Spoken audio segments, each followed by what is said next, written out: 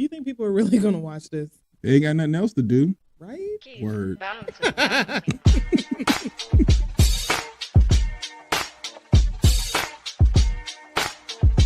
I ain't going on social media talking shit about TDS Radio. I know that much.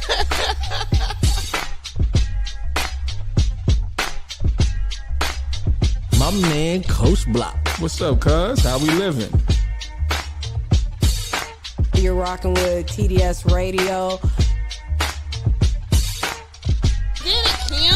All right. She got a vision, and she wants us to execute this vision. Ooh, man. That's what TDS is about today. Ken and Kim are the two dopest siblings that I know. All right, man. You ready? Am I ready? Are they ready? Nigga. What's up? What's up? What's up? What's up? It's your man, Coach Block, one half of TDS Radio, and I am here with Your girl so fab. Hey, y'all. And today we have a special guest. It is the plug. Actually, I forgot to play the intro, so I probably should just go ahead and do that, right? We should play the intro.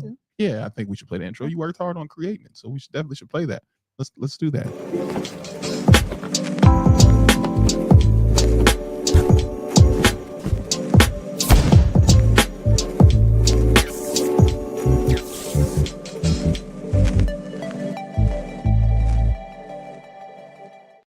So this segment that we have is called The Plug. We have partnered with Echo, and as you guys know, I am also the program manager of Echo.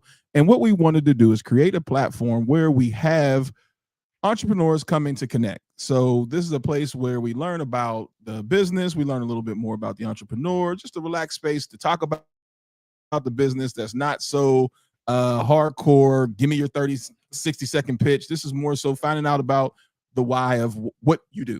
And so today I have with me Mr. Horace, and we're going to talk a little bit about your business, Legacy Creators. Is that all right?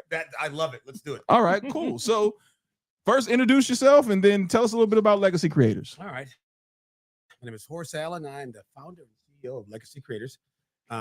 We have a roadmap to success. Mhm. We try and produce the highest results in some of the most challenging, impoverished, marginalized communities here in the Triangle. Mhm. And our success has been outstanding. Yeah. Produce kids who enrolled in UNC Chapel Hill, Mhm. North Carolina State, Elon, Mhm. High Point, Mhm.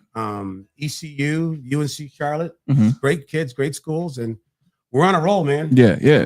So what was the genesis of it? What caused you to say, you know what, this needs to be done? That's a great question.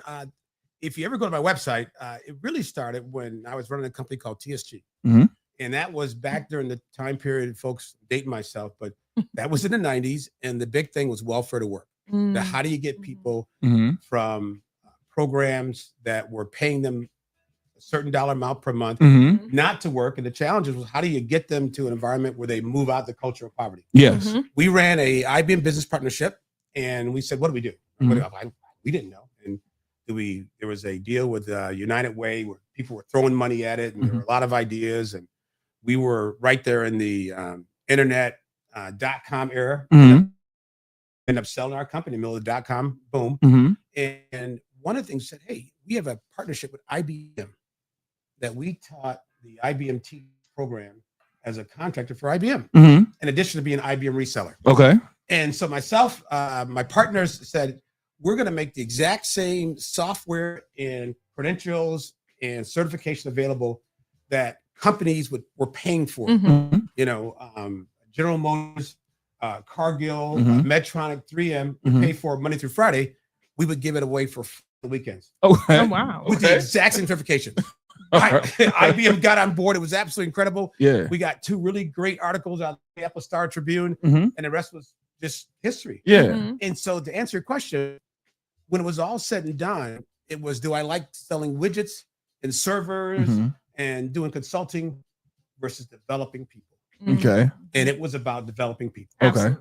That's great. Now you have sometimes, like when we had met and I said you have a coach cadence, you have a cadence of a coach. Yes. And so talk a little bit about just being in the school as a teacher, as a coach, to actually rustle up the kids and start to identify the kids that fit what Legacy Creators is about. Got it.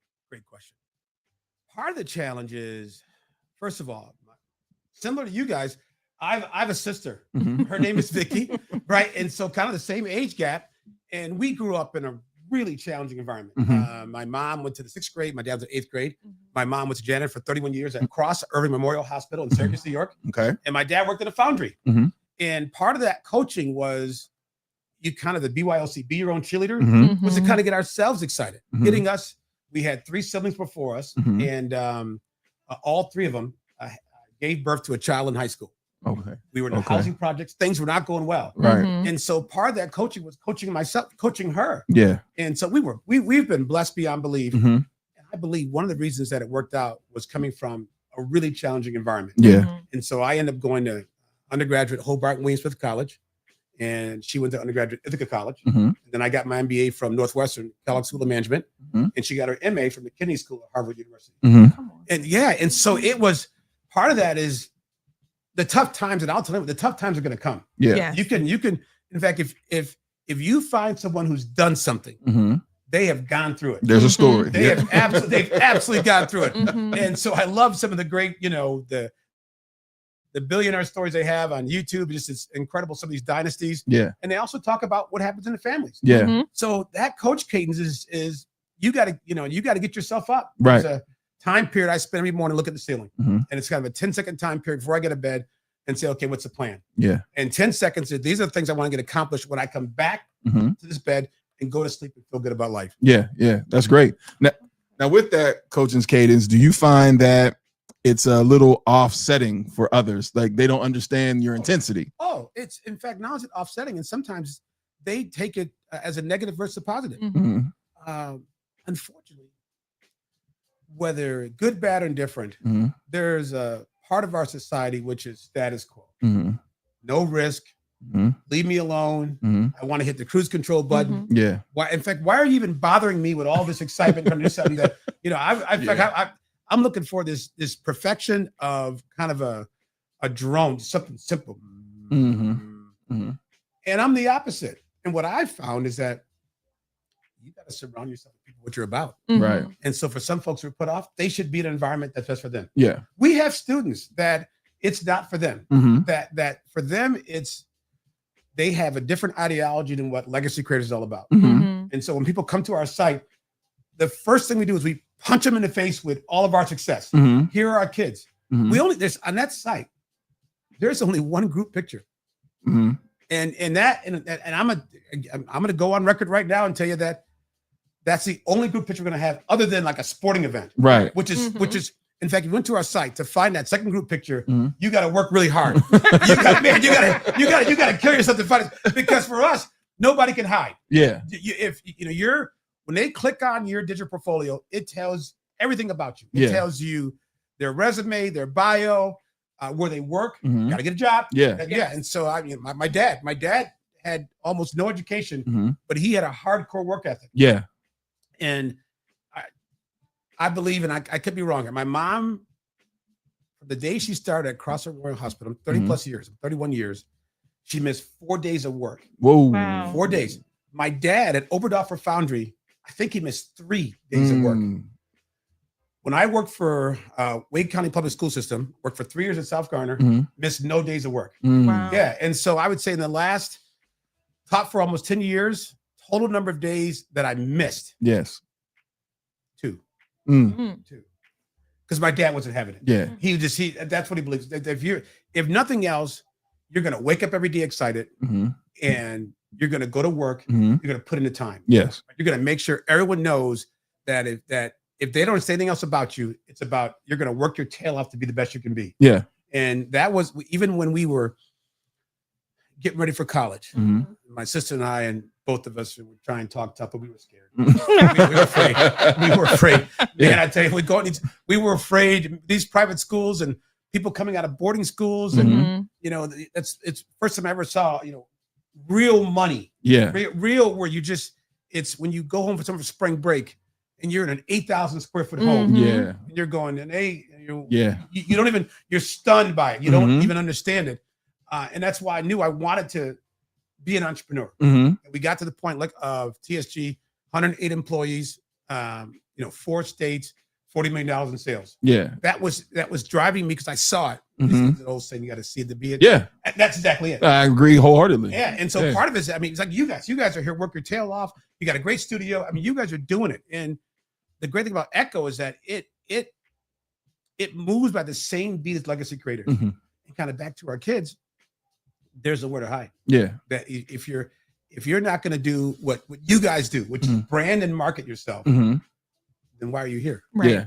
Why are you here? What are you doing? So then how do you overcome, because as a former educator myself, you can see things in students that sometimes they don't see in themselves, and then same thing with their parents may not see them the same way either.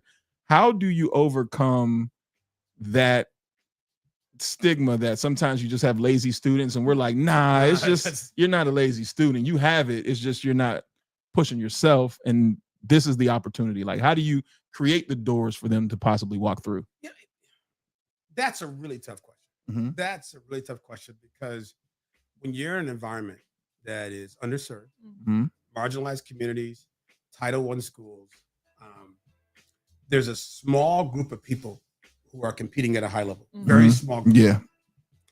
And sometimes they feel alienated because, we all somehow believe that it's the top end that raises the bottom end, Mhm. and there's more risk in the bottom end pulling down the top end. Right. And part of that is relaying to students how great you are Mhm. and how great you can be. Mhm. And sometimes folks don't do the first one, which is saying how great you are. Mhm. They always talk potential and we're going to have, no. Yeah, yeah. No, right now you're great. Right. Right now you're great. Let me tell you how greater you're going to be Mhm. if we could add this tool set and this methodology. Yes. That's the hardest part. Mhm. And there are times where we have learned some hard lessons in that there's an old saying that the teacher will show up when the student is ready. Mhm. And I can't tell you how many students will go to the next level, go to college, call back and say, you're right. Mhm. You're right. Yeah. And the other part, which is really, really, really unfortunate, sometimes the student can't handle so much positivity, so much love. Yeah. I mean, they just it throws them off, Mhm. and that they then develop an attitude of they're bigger than the system, they're Yeah. bigger than the organization, Yeah. and somehow they leverage you. Yeah. You're going, hold on for a second. What's Yeah. going on? How here? did we get here? How did we get here? Yeah. They're at other clubs. They got to pay dues. They got to fundraise. Mhm. Everything is a cost. There were clubs at South Carolina High School where just merch, Mhm. to get your merch, they had to pay for their merch. Mhm. Oh yeah. For us, our merch budget, at one point, we were spending between $8 and $10 grand a year in merch. Mm. Free, all Mm. free. Yeah. Good Giving it stuff. away. Oh man, in fact, on the wall in my classroom was all merch. It was incredible. Yeah. And they would come in at times, be less respectful to us Mhm. than the clubs Yeah. that were actually making them fundraise and charging them for everything. Mhm. And there was no continuation. Yeah. So I tell our kids, no one's going anywhere. Right. Yeah. That when they leave a normal high school here in the Triangle, Mhm. pretty much the party's done. Yeah. Yeah. Mm-hmm. They never leave us. Yeah. You go to our kids and see their digital portfolios. It's right through college, and now we're working on internships. Yeah. And so we got our power horses. I mean, the people who kind of drive this sled, people like Michaela Brown, Mhm. who I remember like it was yesterday, myself and one of our board members, Shirley Paddock, and I were talking to Michaela and saying, hey, we're running the Iditarod, Mm-hmm. and you got to pull this sled. Mm-hmm. So a 17-year-old. Mhm. And at this point, this is 2021, 2022. Mhm. And she rose to the occasion. Yeah. She is amazing. Mhm. Another young person, Joanna Wakama, who got her associate's degree in high school. Mm-hmm. So within a week, she got an associate's degree and she got a high school diploma, Mhm. graduated from college in 2 years, went in as a junior, and finished her certificates at Johns Hopkins University. I mean, just awesome. Now she's going to law school. Yeah. Good. Yeah. And so those are Good. the ones saying, hey, you're going to lead this sled. Yeah. Mhm. And so it's been good. Yeah. Macy Mhm. Williman, who is a neuroscience major at UNC Chapel Hill, Mm. still doing, Dean's List student. Mhm. She is unrelenting. Yeah. I mean, works her tail off. All of our sponsors love her. Mhm. We can't help her enough, Mhm. personally, emotionally, financially. Mhm. Another part for us is just going out and raising money. Yeah. hey, our kids need Mhm. money. Yeah. Where they're in college, but Yeah. and it's great to have a good amount of financial aid for Mhm. room, board, and tuition. Mhm. But there's extra costs. Yeah, Yes. there is. Yes. There's a lot of extra Yes. costs. Absolutely. Yeah. And so that's another big thing for us. But yeah, the hardest part at times was, and it's not the wrong word is underappreciation. That's not what it is. It's not- it's really a lack of understanding, Mhm. Mhm. a lack of saying, I'm so special. This is the way legacy creators should treat me. Right. Mhm. And expect that. And expect Mhm. that. Mhm. That and the fact now that I'm gonna have everyone, either you can rise to the legacy creators level Yeah. and treat me that way, or I'm done with you. Yeah. Right.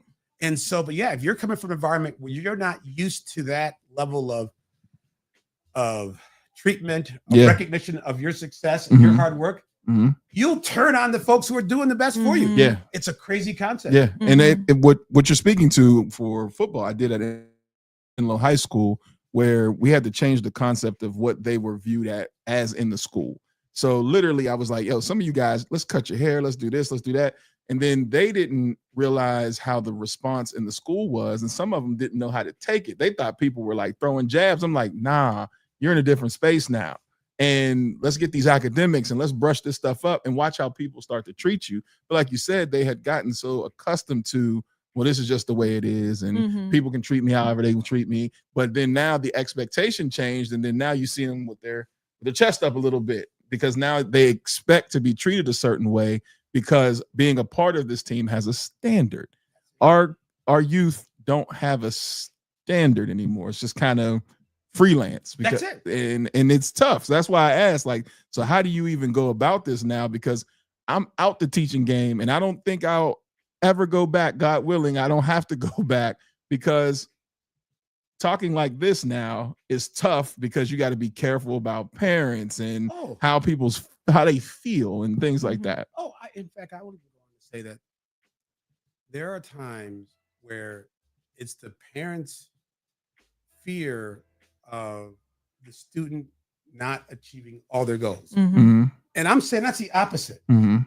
That if you're an emerging corporation and you're entrepreneurial concern, and your goal was to be at $12 million in sales and you're only at 11, that's okay, Mhm. right? Your goal was to be somewhere around 72 employees, you're only at 64. Mhm. That's okay. Mhm. And I think it's sometimes the parents' baggage Yes. is dumped onto the child, Yes. Yeah. and everyone's guarding themselves. Mhm. Mhm. And I'm saying it's the opposite. There's Mhm. only one way to Mhm. hit a home run, Mhm. and that is you must go to the plate. Yeah, you got to swing. You got to swing. Mhm. But if you're afraid of striking out, then you're just in the wrong organization. Right. Mhm. And back to your point, I'm with you. I can never go back to a full-time classroom Mhm. because there's so much going on. There's so much Mhm. happening. And so this is a great story. I have a kid who won 11 kids who won the full ride UNCF Fidelity Investment Scholarship. Oh wow. Yeah. And one of them is Tiana Jenkins. She's at UNC Greensboro. Mhm. So she's at UNC Greensboro and she's a sophomore now. And she sends me a text saying, hey, I want to bring Legacy Credit to UNC Greensboro. I couldn't even, I'm trying to figure out, what are you saying? Right? Because and at the time, both myself and Alex and Elise and Shirley and my sister said we're still maybe a year and a half away from the college campus. Mhm. Or because the goal is middle school, high school, Mhm. college, career. Mhm. And she said, no, I had to explain to my classmates there is something different than these student-run clubs here at UNC Mhm. Greensboro. Mhm. And there are some that are really good. Yeah. And there are some that aren't so really good. Right. And drove up. And to my surprise, again, no clue. Mhm. I get there and there are 10 kids in this room, sight unseen. Mhm. I mean, you talk Just about from word of mouth. word of mouth. Mhm. A normal club first meeting, 2, maybe 3. Mhm. If you're lucky, you may get a straggler who rolls in, who's looking for a free lunch. Mhm. Hey, is there any free food here? You know, 10 kids. Yeah. And more importantly, 4 black males. Wow. Oh. You Yeah. go to our That's website, our homepage. I couldn't post them fast enough. Mhm. I mean, just saying, hey, here's what we want, Mr. Allen. Let's go get him. Yeah. That's that is the groundswell that we're creating, Mhm. whereby our kids now, they get it. Mhm. They understand it. Mhm. And even through the Fidelity stuff, the idea that we're going to compete, Fidelity Investments is a $1 trillion global concern Mhm. with a T, Mhm. a capital T, and that we're going to go into that scholarship process and we're going to win. Mhm. And mom and dad on July 1st will have a $0 invoice. Mhm. Love that. And if you go to, we have other kid scholarships. Just the whole concept, the Mhm. whole Hankins family. It's bizarre. She earned more scholarships, me and her, side by side the scholarship process, Mhm. than the invoice price for ECU Mm. based on her FAFSA number. Wow. Yeah, so That's huge. That's huge. That's That's huge. what we want for all of our kids. Mhm. So So how do you build this community around them? Because it's hard, right?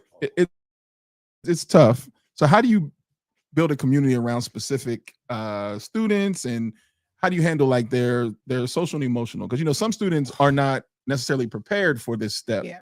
So how do you handle the community and then the social and emotional?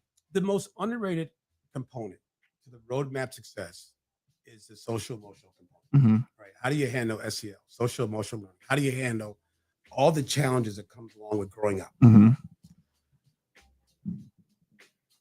We grew up minus the iPhone, minus Mhm. social media. We had none of that. In fact, Mhm. I would tell folks, if you didn't get invited to a party, what at my age, when we were younger, Yeah. you didn't find out at best on Monday. Yeah. Right. If Yeah. you're not invited to a party, you find it interactively on Friday night. Yeah. On certain folks are having fun in front of you. Yeah. And Yeah. social emotion, that's devastating Mhm. Yeah. to say you saw me all week Yeah. and you invited all these people except for me. Right. We must not be friends. And unfortunately, that has a huge effect on that person's academic performance Mhm. for Absolutely. 1 week, 2 weeks, 3 weeks. Absolutely. Even And it lingers, like you and said, it- it lingers. and it lingers. Yeah. Back in our day, if you were an all-star, you would find your way to the paper. Mm-hmm. Now, you do something great in athletics, it's online instantly. Mm-hmm. There's a bunch of folks who are tracking stuff. Yep. WRIL has high school overtime. High school OT. Yeah. There's 24/7 sports has Mhm. everyone, and so Yep.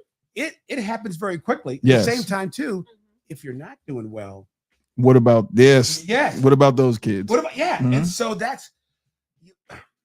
it really is 360 coaching Mhm. that you have to coach and develop every aspect of the child. And the other part too, which we're getting better at, and we're far from getting this thing down to a science. Mhm. What do you do? How do you react to the young person who legacy creators isn't for them? Mhm. Right? Yeah. It is. Go to our website. We preach it. We say it. We tell it. We touch it. We are a tier 1 high performance organization Mhm. that we believe. Again, we haven't gotten to Ivy League school yet, but we Mhm. believe if we stay on the right track, Mhm. recruit the right kids from the most challenging environments Mhm. here in the Triangle, Mhm. hopefully at some point North Carolina, Mhm. and hopefully at some point the East Coast, hopefully at some point across the country, Mhm. that there are kids who are in that middle ground with the right coaching development, Mhm. the right branding and marketing. Mhm. It's possible. And Absolutely. my sister, we laugh, right? We laugh when we got to undergraduate. I remember her first day at Harvard. My first at Northwestern. Mhm. We both had the exact same reaction. Mhm. Number one, we didn't know if we belonged there. Right. Yeah. I'll admit that. Yeah. But I'm saying, man, someone made a mistake and he made a admission letter. Hopefully they don't find it pretty good. Put a slide in the back. Yeah. No one's gonna see me. And her same way, where she's at Harvard and we're from the housing projects of Syracuse, New York. We didn't get out to 11th grade. Mhm. Mhm. I mean, this is a great football story. Mhm. Henniger High School. No one believes this. This is one of my best stories ever. Henniger High School in Syracuse, New York. We never played a varsity home game. We got bused to a municipal stadium called Griffin Field because our home field was so terrible. Oh. It was. I mean, we're a poor Title I school. Yeah. There was no money to Mhm. fix the field, Yeah. and that was it. In fact, I lost 2 games in high school football. Mhm. 2 games. That's it. Mhm. Lacrosse. We won a New York State lacrosse championship with no lacrosse home field. Mm. And it's Road Warriors. Road Warriors. We Mhm. literally got on a bus and went to a place called Roosevelt Middle School Mhm. on the south side of Syracuse. No, and I'm again, so that now I can fact check it. Yeah. That was that was how bad it was. Mhm. But we were so poor. We didn't know it. We didn't understand it. It Right. was normal for us to always get on a bus and go play a football game. Right. The student body knew it. Yeah. Right. And so it was a bizarre deal. And I can't tell you how valuable that was Mhm. because you get to a point where you appreciate everything. Yeah. You're fighting every battle. Yeah. We're all fighting battles. Yeah. And we're going to get to them one by one. But Mhm. I'll tell you what, though, that upbringing and even my kids, when I deal with them, Mhm. I have a greater appreciation. Yeah. And that's that part of it. I think I did have to spend time in the classroom. Mhm. That you couldn't just be a consultant to Mhm. pull No. up to the school, I agree. show up. In the You got to know classroom. what they're going through. You got to know what they're going through. You Mhm. got to feel it. You got to Yeah. understand it. You got to Yeah. understand, like you said, getting guys haircuts. In fact, having the people understand that there's a world which grooming matters. Yeah. Ooh. Right? There's a Ooh. right. There's a world which Because there's people that'll tell you it doesn't. that's right. Yeah. And you just and you're going and if you look at our on the website, Mhm. each digital portfolio Mhm. is approved by me. Yeah. I know that's right. Yeah. Mhm. So if I don't like your picture, you're not. I don't. Yeah. Your mom and dad can call me all day long. hey, how you doing? Yeah, no, it's a terrible. Your kid looks terrible. Yeah, no, they're not gonna know. And I was going to ask that, how do you balance with the parents and possibly them overstepping and trying to get into your lane? Oh, that's a great question. Holy cow, that's a great question. That's a great question. Because we have to respect the fact Yes. that the child does belong to them. Mm-hmm. We can have all these great ideas, all kinds of great support from Echo. Mm-hmm. I can go in and see Coach Ken. I could see internet. I could see Sally. I can get all that great help. But in the end, I got to have a relationship with that parent, and I got to have the ability to have really tough conversations.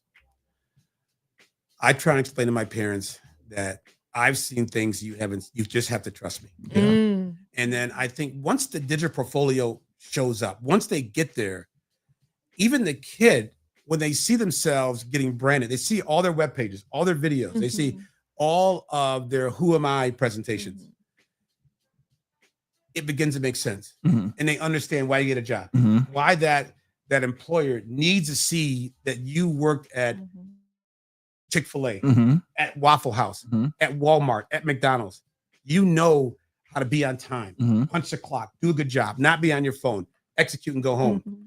And the parents, when they start to encapsulate that it's beyond get a job. Mhm. Well, it's not just get a job. Right. Right. It's understand how that job plays into Yeah. a. It's a whole portfolio. It is. It's a college admission process, and I try to explain to my kids. There are a whole lot of folks who look alike. Mhm. Mhm. My best example is I call it the 5'8" defensive back. Mhm. It's a generic person, Yeah. 5'8", right? They all run a 4.5 40. Yep. They're all on 170 pounds. They're all generic, And there's a million of them. and it's a million of them. And you explain to them, you have to make sure or understand how you're going to brand and market yourself to Mhm. differentiate you Mhm. from the other 5'8", 170 pounds. You look every Saturday. Yeah. Alabama has a bunch of them. Yeah. LSU has a bunch of them. Yeah. Mhm. Notre Dame has a bunch of them. Yeah. And that's just D1. And that's just D1. And so if you allow yourself to be generic, and I tell parents, part of it is, and it's never going to change, your kid has to develop methodologies, develop means by which to show, pick me, Mhm. hire me. Mhm. And it's absolutely incredible. And what you're speaking of, I'm so glad. And you guys will, I want to speak life into the program to say you're going to get your Ivy League person, because nobody ever thought I would be able to get an Ivy League guy from Southeast Raleigh when I was coaching at Enloe. And literally a lot of the parents just never even thought about the possibility of Ivy League. So like I had a student, 4.25 GPA, over a 27 on the ACT, and then he was also athletic freak on the field. But he was judging himself not by that standard, but by the fact that he didn't have any offers for school. And so I said, Yes. hey, man, let me Yes. ask you a question. Yes, absolutely. Have Preach. you ever thought about Ivy League? And he was like, nah. Like, so it wasn't even in his mind. So you clearly check all the boxes, but this isn't even in your mind.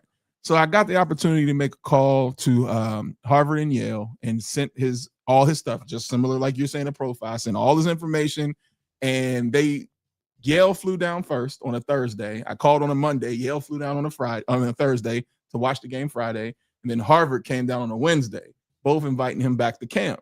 He ended up going to Yale and graduated from Yale as well. But it was getting everyone to realize that this kid, you got it, kid. And like down to changing his number. He was number 21. I changed him to number 1. I don't want to be number 1, coach. You're the standard of the program. You have to be number 1. Absolutely. Nobody else has the GPA that you got. Yep. And then we had a kid that was behind him that had offers from all over the country. He ended up going to Duke because I told him the best thing for you is Duke. Yeah. Because at that time, Coach Cutcliffe said, I keep enough money that if the scholarship, like if the football side doesn't work, you keep your scholarship. And he showed us, he opened up the paperwork to say, even though if it doesn't work, I want all my guys to still graduate because that's what's important to me. I love it. So when he said that, we left out of that office. That's where you're going. Yeah. And luckily, because he ended up shredding his knee, he ended up graduating from Duke. Yeah. So, but it's one of those things where, like you said, you have to massage everybody's mindset of what the possibilities can be. No question. Because we're so boxed in of you can only do this. And it's like, nah, there's a lot more that can be done.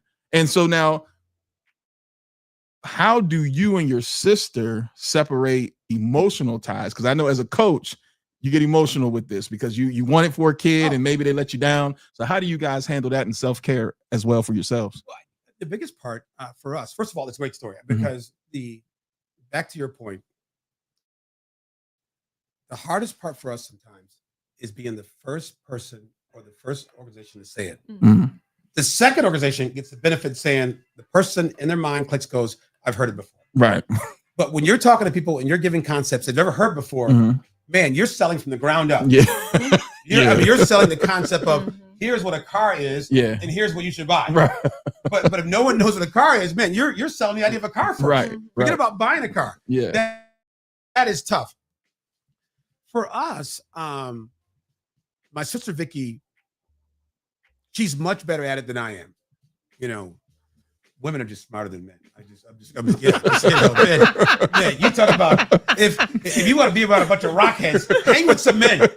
I mean, I tell you what, it's Rockhead University, and yourself included, because you're going. And what my sister does is take much more of the softer side, much more of the helping them walk down that road and saying, hey, here's how we're going to do it. Here's what we're going to do. And in the end, here's what we're going to get. Yeah. It's tough. Yeah. Because sometimes you want more for the child than the child wants himself. Yeah. And the parents have no idea. Yeah. It's a funny story. We talked about first generation college students. And I remember Hobart College. I'm 62 years old. This is 1981. And I'm a first generation student. And Hobart Winthrop Colleges was great to me. But they taught me a ton. It helped me by the hand, taught me all the skills to compete at a high-end private school. Yeah. We thought that was going to be it. One more generation of that, and there'd be no more first gen. It's 2025, and we still have first generation college students. Yeah. I mean, I would have, if someone said, hey, Horace, how long do you think this will last? I would say, I don't know, maybe 2 or 3 more graduations. Right. Yeah. We all thought that. Yeah. Yeah. Yeah. And part of it is people choosing that path of least resistance. Some of our best schools, you go to my site, the graduation rate is still 50%. There's still kids who, when they hit that fork in the road, they don't choose the more challenging option. Yeah. And so the net of it, my sister does a better job than I do. I'm getting better. I'm getting better at allowing for the chaos to happen, let the dust settle, and then go back and say, where are we? Yeah. I got some great parents, and I have some parents who are developing. And the great news is the parents that are developing, when they see their child's reaction to success, when they see the good things happen, when they realize that, hey, it's July 1st and I don't have an invoice Mhm. or my kids can get scholarships, it's making sense. Yeah. Because some folks are scared of the idea of the kid succeeding Right. and the invoice showing up. Yeah. Right. And I'm saying, hold that. Listen, Yeah.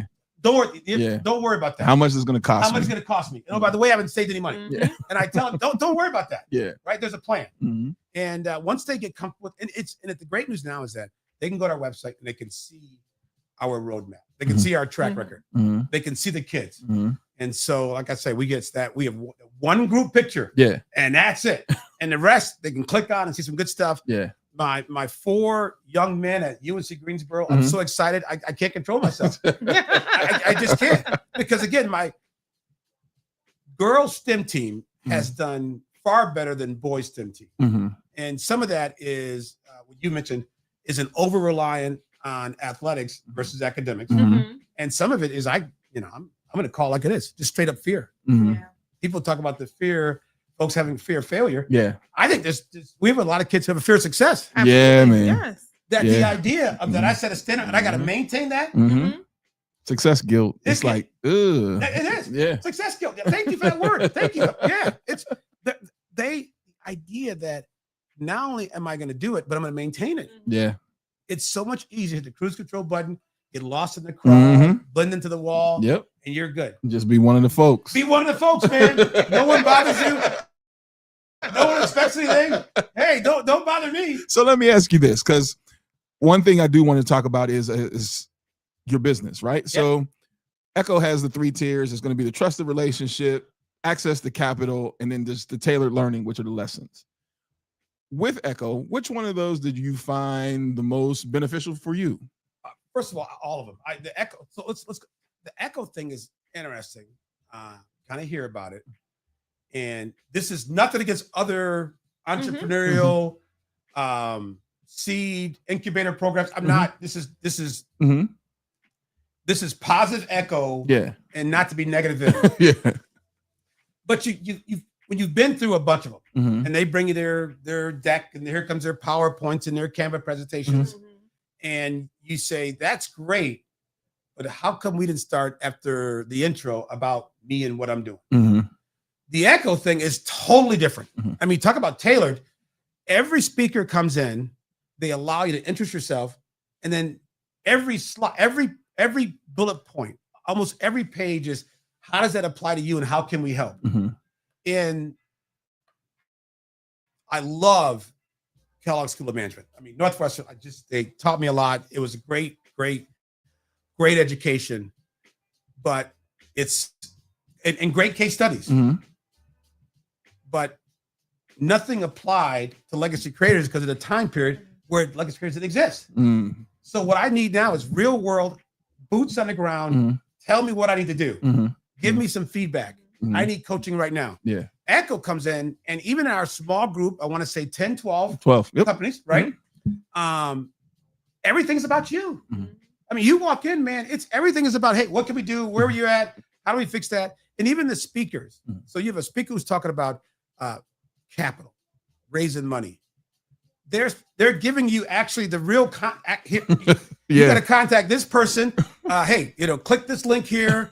I'll put this in the. I mean, it was incredible. Yeah. Even stuff like AI, and I'm even Echo. I am not the AI guy. If you don't want to learn AI, come see me. You talk about going into a dungeon. Yeah. These guys come in and really, from a standpoint of technology, a standpoint of social media, a standpoint of modern day branding and marketing, utilizing all the tool sets that are pretty much free of charge. Mhm. It costs you nothing. Mhm. That's the Echo way. That's what those guys are doing. Yeah. And so every piece of it, even the messaging piece, even the piece where the storytelling, legacy creators, here's our success. Yeah, go get them. And someone goes, what's the story? And I said, I don't know. I don't know. What are you talking about? We worked our tails off. We got these colleges. What are you talking about? And they came in and said, oh, well, that's not really how you do it. And I'm going, it's not. What do you mean it's not? And so, no, that's just the basic blocking and tackling Mhm. branding and marketing, selling, Mhm. the idea of messaging, Mhm. the idea of storytelling, the idea of your target market to the point where you pinpoint it, Mhm. the relationships. Every part, every piece is about how do we help? Yeah. Right. The Echo, they're just playing at a different level. Mhm. And so if it's bizarre that there are times I'd walk away and go, okay, that was a lot. I got to go lay down. I got to get a big sandwich. I got to lay down. This is too much. And you wake up and you kind of get back at it and say, man, that was right. Okay, I got to do this, that, right. We're missing this piece here. All right, I got to call Shirley. Let me talk to my sister. Elise can help me out with this. Let me get a hold of Alex. Let me round up the board and let's go get them. Mhm. And so those pieces, all three of them apply. Mhm. The relationships, I can't say enough. I'm not saying other organizations just check the boxes. I'm not. So if anyone say, oh, Alan's bad mouthing, I'm not. What I'm telling you is that I think there are times where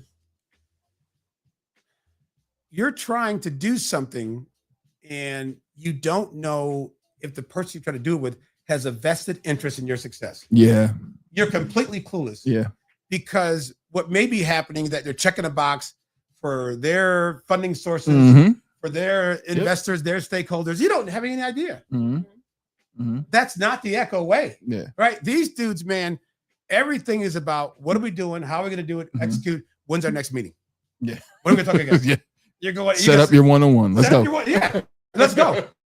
I mean, they're not playing, right? And so that is the most unique value proposition I've ever seen in my entire life, where you're sitting there. I remember your last presentation, and we're talking about just some of the minute aspects Mhm. on social media marketing and integrating all the aspects. Mhm. We do a really good job on our website of highlighting our kids. Mhm. When you get there, you see all the kids at universities. You can't. We see their college slideshows. You can't run from it. Right. Our next challenge is, especially from a going out, grant funding, creating partnerships, Mhm. is now how do we integrate it? How do we Right. tell a story? Yep. I had this. It's a great story. So I had this great promo video right in the. It's when you come to our website. So right away, I had to fix it. Ken plays it. Coach Ken goes, "Hey, that's great. We got to fix some stuff." And I'm going, "What are you talking about? I'm Fred Flintstone. That took me 37 days. Are you kidding me? We're not fixing nothing." And I go home, Fred Flintstone. In fact, he's the best comment he made. And I said, "Hey, here's what I'm doing. Here's a tool set." He said, "You're working too hard." I said, "What?" He said, "Yeah, this is much easier than you made it." What? I did all that work for that. Are you kidding me? So, All part of 37 days. all 37 days. All 37 days. I'm chasing kids around, getting videos. I think I got the right fonts. No. So we're gonna, and there's still more room, but it did need an 8-hour cleanup. It needed cut the phones off, shut the world down, get this thing cleaned up, and it's much better. But I'm sure when Ken and I are done again with it, you're gonna insult me again to my face, right? You can't even walk away and go, "Hey, you know what? We'll walk away. Then we'll talk bad about it." No, they talk bad to your face. This is terrible. You got to fix this, and that's what's needed, right? I listen. I didn't come for a happiness meeting, Right. Right? I came to get better, take care of my kids. Yeah. Give me the real deal. That's exactly Mhm. the real deal. Mhm. You guys have all the right words. You guys, where these words come from? You guys are just really. It's like a yeah. First of all, I gotta say, I didn't tell him that his video was terrible. Yeah. It was the one thing that it is the cadence. So when you watched it, it was exactly what he said. Bang. And I was like, man, not everybody can handle that. Because as a coach, I get it. And I'm like, yeah. Mhm. But then so my sister is exact opposite. So she would watch that like, whoa. But for me as a coach, I'm like, I feel it. I got the goosebumps. I feel right where you're coming from. But most of your parents would be like, this is a lot. You know what I mean? Because he was hit, boom, kid, success, kid. I'm like, whoa. This is what we do, damn it. Yeah, that's right. And you're gonna love it. And so, but again, this is not the anti-men show. But we're just a bunch of rockheads, right? Yeah. With no women involved, the men will go over the cliff. Happy too. Yeah. This is a great cliff. We're going over the cliff. No, that's a bad idea. Yeah. And so part of it is, back to the echo piece is you're getting feedback, you're getting respected, you're getting that attention that you need to say, hey, let's work on this. Mhm. And the great news is we're not trying to, solve world hunger in one day. Yeah, It no. really is a stepping stone. Yeah. And there was a great comment they made at our last meeting. And I remember it. And in fact, I actually typed in my notes. And Coach Ken said, this is just the beginning. Because I'm thinking, oh man, no more meetings. Where's the feedback? Am I off on my own now? Nah. And he said, no. It's just a start. It's just the beginning. And I'm going, I'm good. I'm good. I'm good. Because sometimes, again, this is not some other anti-incubator program. They're on to the next cohort. Yes. Mhm. They're on to the next Absolutely. cohort. Mhm. They're on to the next, check the box, Yes. pull the lever, push Yes. the button. Yeah. And that to me was literally, it was like I exhaled and said, I'm good now. Yeah. Because now I got a partner. The easy part, I believe, because we've done the hard work, is going out and telling our story and getting folks invest. Mhm. A big part, and people don't like talking about it, is the issue of crime. Mhm. Right? Your crime, if you don't see yourself as something better than the underground economy, you can't fault a person for making a bad choice because Right. that's all they know. That's all you know. Quick money.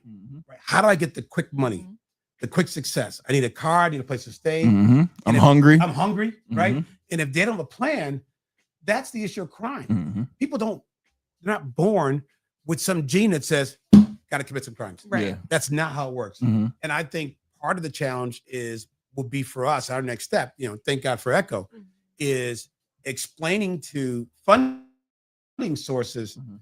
that it's possible that the way in which you're looking at your partnerships are all the wrong way, Mhm. right? Mhm. You're in all this, I'm trying to be nice here. Situations where people are it's negative generated Mhm. versus positive generated, Mhm. at risk. Mhm. What are you What talking does about? that mean? No, Yeah. What are we talking We're all at risk. We're all at risk. What we want to do is Yeah. we want to explain to that 6th, 7th, 8th grader that let's start talking about college and career right now. Mhm. And in some cases, college is your deal. Mhm. The CEO of Ford talked about the number of open jobs in just skilled labor. Mhm. That the Ford dealerships have all these open bays and no mechanics, Right. Yep. Yeah. and they're paying great money, right? HVAC, Yes. right? They air conditioners on top. They actually break. Yes. They're a bunch of moving parts. Yeah. Mhm. Just the basic heating, cooling, plumbing. I know. electrician. I know. We had to pay $8,000 to fix the AC at our house. Oh man, yeah. And so I think So the money's there. money's there. And so part of it, I think, is that the funding sources aren't thinking it's possible, again, Mhm. in case they're watching, that they're looking at it the wrong way. Mhm. Mhm. This is another great story. During the Jimmy Carter years, it was tough. High inflation, high interest rates, high unemployment, really tough Sounds time. familiar. Yeah. Really tough time for the U.S. economy. Really tough sledding. And at that point, there was also high teen pregnancy. Mhm. And what they were not understanding is that America saw it as bad, but if you didn't have a future, if you didn't have a roadmap, Mhm. maybe that wasn't a bad option, Yeah. right? You had Section 8 housing. You had there were ways for you to live. Mhm. And until we kind of change the mindset, forget all that. Yeah, until we change the mindset to say, oh no, you and that young person, that young man, you guys have a future. Yeah. And we, all these great things could happen. Mhm. And what you don't have to worry about is tomorrow. Yeah. Right? You have hope. Yeah. And all of a sudden that number would win. But you got to teach to it. Yep. Right? You got to coach to it. You got to create curriculums. And I think that's a problem. Not a problem. The challenge is that we're not doing that. Mhm. Right? It's like you talking to a young man about, hey, have you thought about Ivy League football? Mhm. Mhm. What? No, I'm thinking, West Virginia. His Georgia Tech? UNC. UNC. It was UNC or bust. Yeah. And you're thinking, no, hold on. You're thinking the wrong way. Mhm. And I will tell you, and again, I don't know who he is, but I will tell you this. He is very proud of that Yale degree. Oh my goodness. Yeah. Oh, And he is very proud of what you he's should see him on Instagram. Oh man, having a good old time. Having a good old time. And so it's incredible. Yeah. Absolutely Yeah. incredible. Yeah. So now, before we get you out of here, because we got Miss Holly coming in next, and we want you to talk about your website real quick. Okay. And then also, if somebody's watching this, because this will be on YouTube and it'll also be on Facebook, tell the parents how they can get in contact with you. So please go to legacycreators.org. Mhm. Go to our site. If you can spend 10 minutes on the homepage. The homepage is a summary of the entire website. It talks about our kids, Mhm. the mission of the organization. It talks about our future. It talks about the college they attend.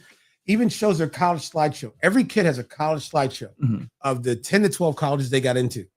And so we have a kid who got into both North Carolina A&T and Chapel Hill Mhm. and NC State and went to North Carolina A&T Mhm. and used the admissions from Chapel Hill and North Carolina State to leverage To the full leverage ride. it. That's it. That's right. And that's part of our challenge. We talk a lot about our skill set, talk a lot about the personal branding and marketing of each student. Mhm. And then there's also some stuff at the bottom, some good information for parents. It's just good stuff. Please go. And Yeah. and at the end, there's a contact me. Mhm. Click the button, contact me. Depending on my schedule, it could maybe take me a couple hours to get a hold of you. Mhm. But I'm telling you, we want to help. Please get involved. It's free. There's no cost. We don't do any fundraising. No, we're well sponsored. Yeah, there's no Yeah. hitting. Oh well, you got to go out and raise some money. No, we don't. Yeah. We none of that stuff. So yeah, please go to the site. Take a look at our stuff. We got a great leadership team. Branding and marketing is our deal, and it's worked out very well for us. Cool. Last thing you got to do is plug another entrepreneur that we can contact to sit in that seat. All right. I don't know yet, Okay. and here's why. Here's why. Talk to us. Echo. There is active and there's passive. Echo is an active organization. There are a lot of my entrepreneurial friends, a good number of my entrepreneurial friends, who are in a very passive mode. Come in, show me the slideshow, check the box, get some Echo pictures for their social media. And so for me, Going about their day. going about their day. That's it. She's got all these crazy. What is this?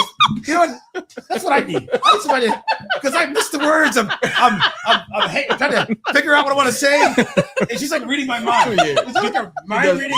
Man, she does it to me too. Man. Yeah, holy cow. All the time. All the time. What is she? She's like, hey, you know what? As soon as I forget a word, Yeah, she's this is what you were trying to say. Yeah. It's exactly what you mean. I get it. Yeah, we're a bunch of rockheads, man. You want a rockhead? Go find a guy. It's sort of like choosing a kid for legacy creators. I don't think Echoes for everybody. That you have to want to do it. Right? They're going to be involved in your organization. If you come for this, the PowerPoints, check out the 2 hours and leave, it's not the place for you. Yeah, it's not gonna work. It's not going to work. And you got to be serious. And I tell my kids, right? We have a lot of kids, come through and like, you're probably not for you, not serious. There really is a college application process. Yeah. There's a college scholarship process. If you don't want to do it, I'm okay with it. Yeah. But this isn't, so I don't, as of right now, kind of no lead time. Give me some time because I want to prep that person to say, here's what you're going into. But there's a lot of generic incubator organizations. You put first of all, it's not 12, but they put in 40 people at a time. They fill all the butts in the seat. Yeah. And people just go away. Yeah. And so we don't want to do that. No, Echo again. There's tier one, there's Echo, and there's a lot of other folks checking the boxes and getting good money for it too. Yeah. There are a lot of folks who are doing absolutely, not mentioning names, who are doing absolutely nothing and getting good money to bring in those entrepreneurs. Yeah. And you look back and nothing happened. Well, something's gonna happen. You make sure you book that one-on-one with me so we can keep going. Consider done. All right. Thank you, sir. Appreciate it. All right, so we'll be right back. We got Miss Holly coming in. We're gonna talk about some kinesiology and just some therapy and just so we can chill. because we're high strung guys. Oh yeah. We got to chill out. That's us. So just stick with us, and we'll be right back. This is TDS Radio, our voice, our culture. Fine.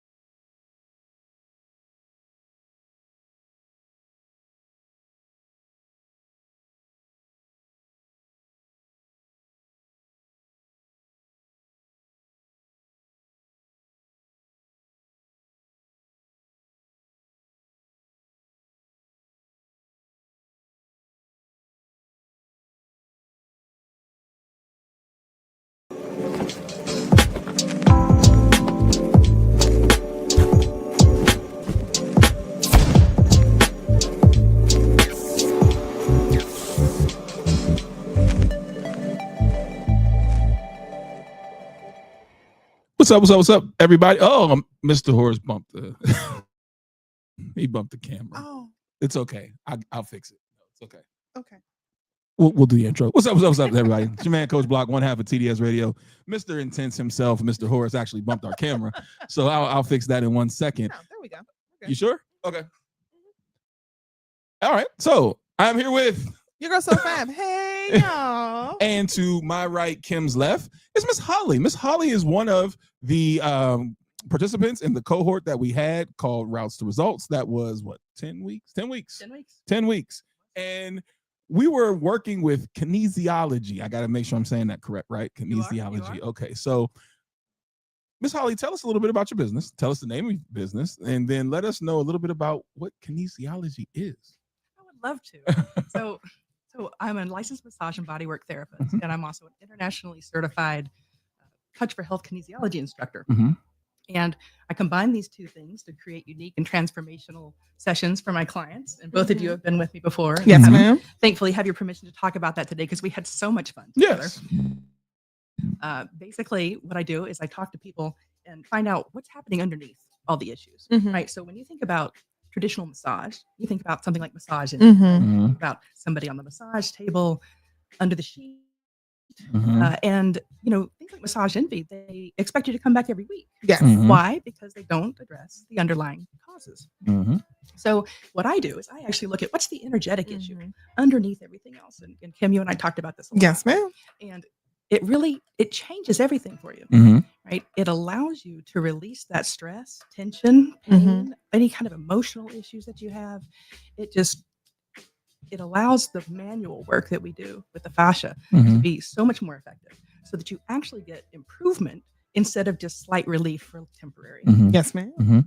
Now, what caused you to get into this field? Because it's unique, right? So this is not something that everybody would know about, or just say, yeah, you know what, I'm going to go to my kinesiology appointment. Like, that's just not, it's not on the general path. This is very specific. So what caused you to get into this path and say, you know what, I want to embrace this and become licensed?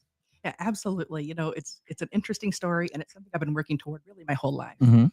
So, I had a difficult upbringing. When I was a baby, my mother was unable to continue breastfeeding after a few Mm. weeks. It's a real issue. And Mhm. so the problem was I was born with celiac disease, meaning I couldn't have gluten, Mm.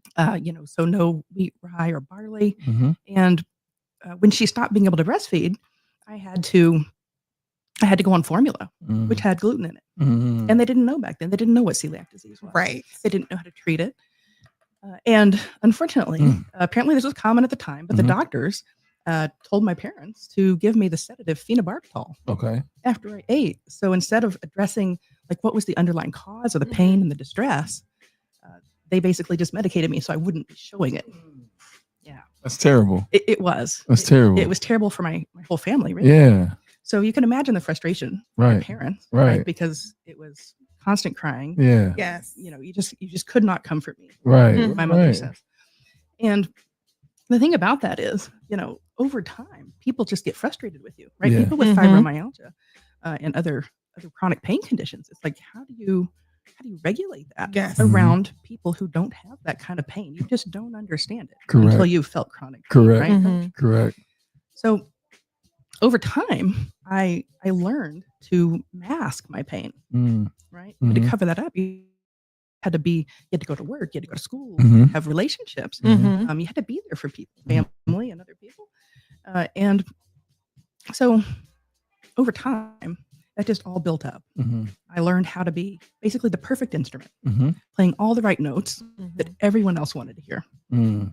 to my own detriment. Mhm. And I forgot that there was a song that was unique mine. Mhm. I learned how to read the room. Mhm.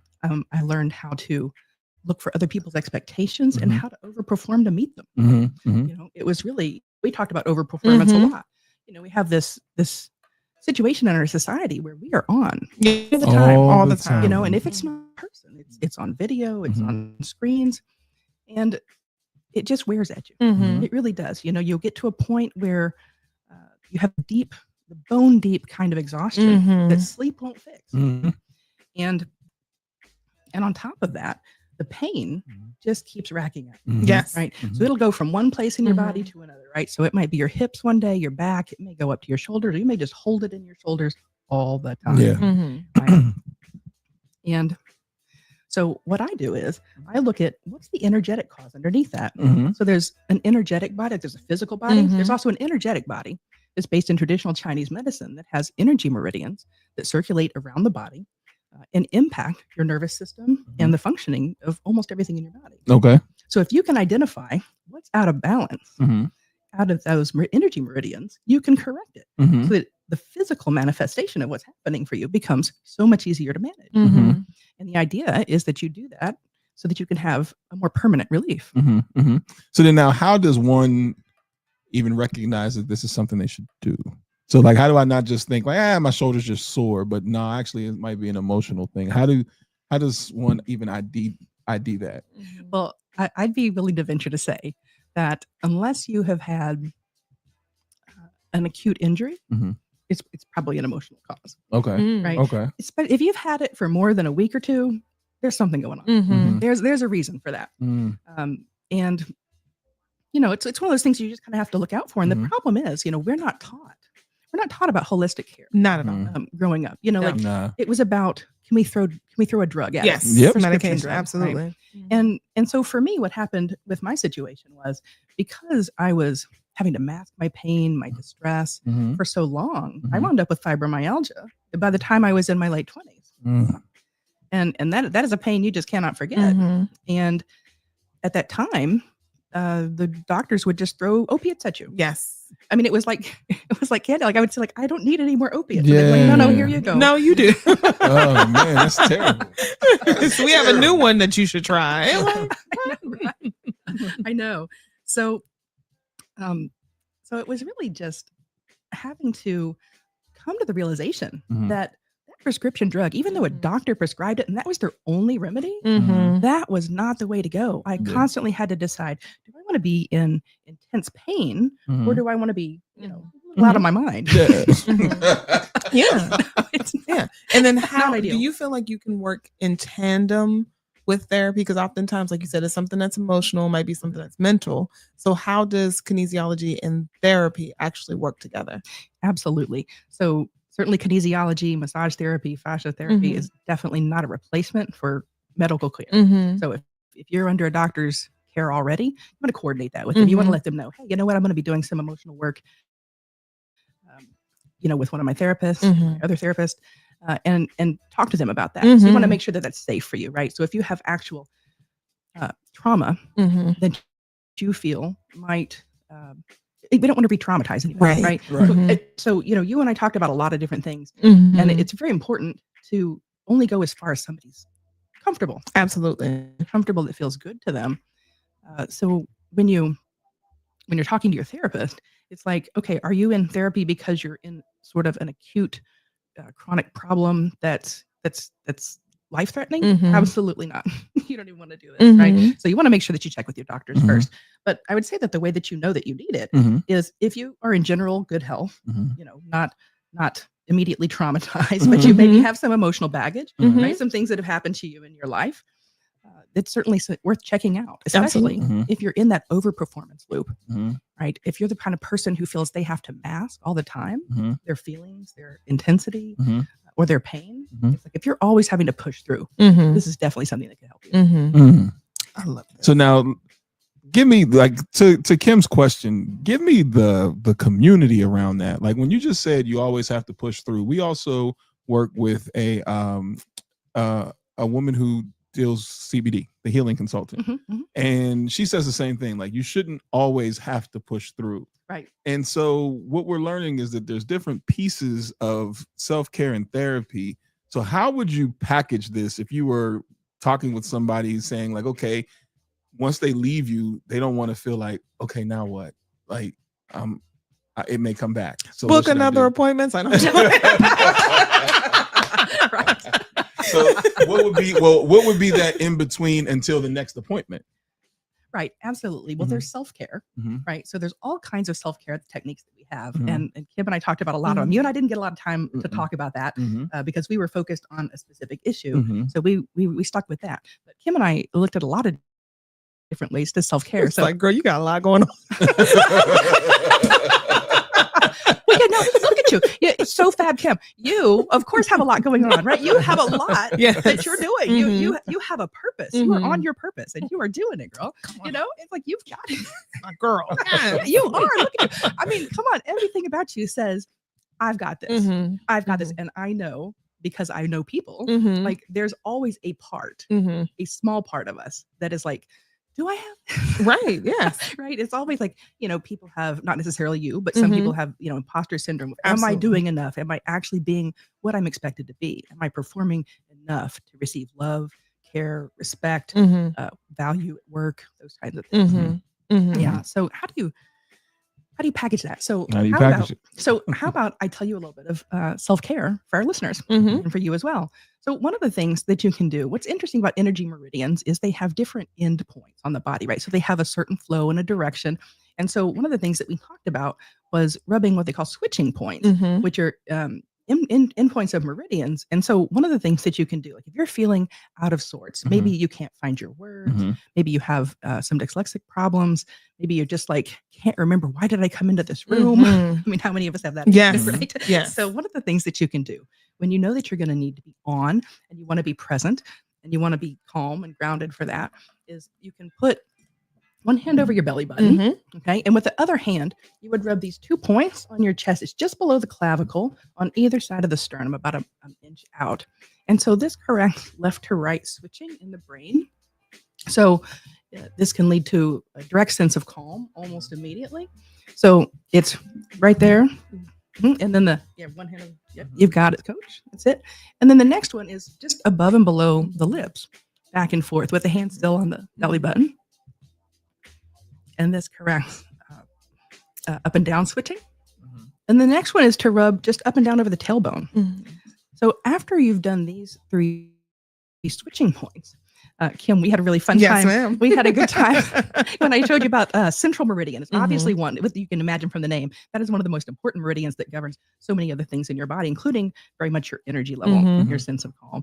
And so the muscle testing that happens in kinesiology isolates specific muscles. And it has gentle pressure to make the change. So it's not about holding strong. It's about seeing when the change happens. So for instance, if you were to put your arm out in front of you about 30 degrees, I'm sitting, so it's hard to do 30 degrees, but it's just a simple press down on the arm, pushing toward the floor. And when we did that, so when we first did it, it was strong and it was easy for you to hold that. And then we ran the central meridian down, and what happened? Then all of a sudden we're like, wait a minute, what's going on? They couldn't even hold her arm. What's going on? And I love that response. It's so much fun to watch people go, wait, what just happened? The one I like to do is, say your name is, my name is Kim, and you said it and you were strong. And then I said, say my name is George, and you were like, the body knows, it does not believe you, right? So one of the things that's really good to do when you're amped up and you really need to calm down, you need to get reset, you need to get focused, is to what they call flush central meridian. And so central meridian goes from just below the lower lip, it goes all the way down to the top of the pubic bone. And so when you run it down, your energy is going to go down. When you run it back up, then it goes back up. So if you flush that up and down, say 3 times, ending in the up direction, right? Because you want to make sure that you have optimal energy. So you end on the up direction, and then you move your hand away from you, and you run it up 2 or 3 times, you're going to wind up with more energy, more calm, more clarity. Right? So that's something that you can do anytime. Another thing, I'm going to tell you the big secret weapon. Okay. This is the big secret. This is the one that I use daily, probably multiple times a day. And I think we might have talked about this a little bit, the emotional stress release technique. And so this covers other meridian endpoints and also neurovascular points on the forehead. So you would take one hand and put it over your forehead whenever you're stressed, when you have important things coming up and you want to get grounded. You can also put one hand over the back of your ridge of your skull where the occiput is. This is called a frontal occipital hold. And anytime that you're feeling overwhelmed, grieving, out of control, just wanting to feel more grounded, even just I'm gonna just walk around like this. Like... I know, right? Just is where I'm at. Y'all. This is where I'm at. Right here. And like you said, it just brings everything down. This is where I'm at. It does. And I never fail to be amazed by it. You know, because you think, how is that going to help me? But it does. It just does. So yeah, play with it, try it. You know, another thing that you can do. One of the things that we have going on these days is there's just so much overwhelm. There's so much coming at us from so many different directions. And one of the things that you can do that's really easy is to do like an infinity symbol in front of your face, like in front of your eyes. Okay.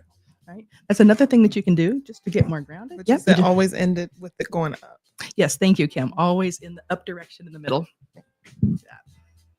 And I know that looks funny, but you know what? If it works, you do it. Somebody's watching. Where have you been?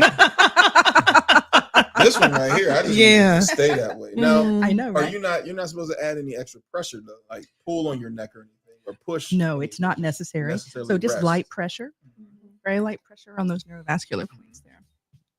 Walking around the house, you know what it is. You see it. And there's a number of ways that you can lock that in without having to have your hands up.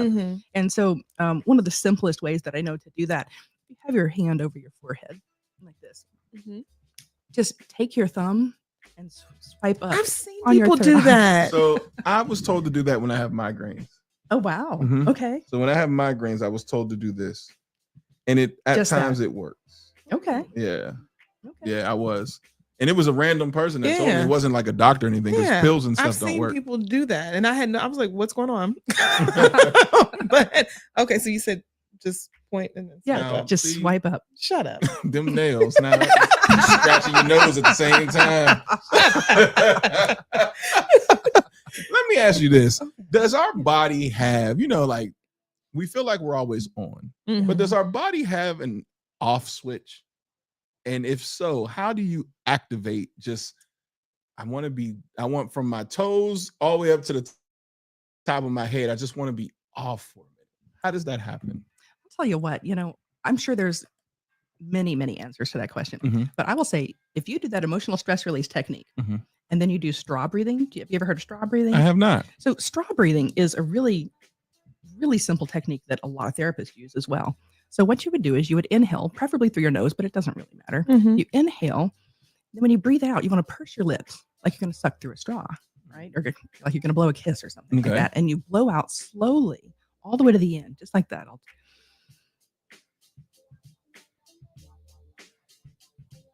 And you want to take your time to do that slowly and really feel that exhale.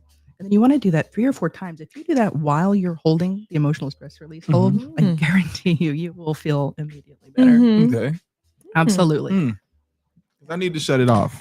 Like, I feel like, because we had discussed, my issues are always my lower back and my shoulders. You felt my shoulders like, yeah, this is not normal, dude. Like, so and that's where I hold everything. But sometimes, like even tonight, I just want to go home and just shut off, because I feel like I'm on. And when I say on, I'm like on 10. But I don't know how to do that. So last night I was up until almost 4:30, because I'm just like, even when I go to sleep, I'm still back up. And so I'm not resting. So I didn't know if there was something that you can do that's not drugs. Absolutely. What we just did. The other thing is, we showed you central meridian, right? So what did I say happens when you run it down? It slows you down. You will have less energy. So if you have over energy happening, you can't get back to sleep. You can just run it down, and then does it work on kids? Of course it does. Because I got a daughter. I'm like, go to sleep. Absolutely. Because she's always on 10 too. Shut up. I'm sorry, I'm sleepy. There's that. We shouldn't use it in those type of ways. I'm sorry. Well, no, come here. You want to? It's not like you're doing anything wrong. No, right? not at all. You don't want to let them know you're doing it. Yeah. But you want to be like, hey, let's play a game. And then they game, and then you have them run it down. When you think about like children who get overwhelmed and they're so worked up that they can't use their words because it's just emotions, like would that be a good technique to teach them of just like, let's center, ourselves for a moment? Kids understand that. They feel the difference in energy even faster than we do. Yeah. Absolutely. You can teach them that hold. Another one is Ayurveda has mudras, which are hand positions. I don't know if you've ever seen pictures of saints and other things where they're holding hand positions. So Apana mudra is the thumb to the middle two fingers, and the other two fingers can relax.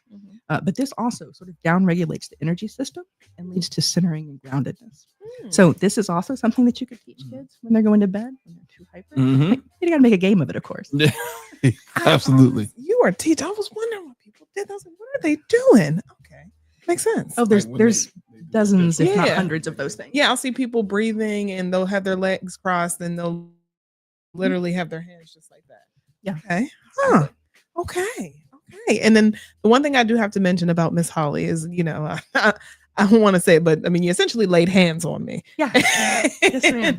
And the feeling was something that I had never felt before, because I know you had said that my left side was, very stiff.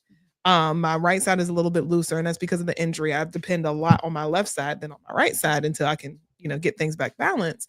But you were able to hit certain points in my legs and in my feet, and it felt like there was this rush of water that happened, in my legs, and I'm like, I feel like I can move again. It didn't feel like this anymore. So can you explain to our listeners and our viewers what exactly you did? Yeah, absolutely. So I love the fascia work that I do. It is really sort of my first love, if you will.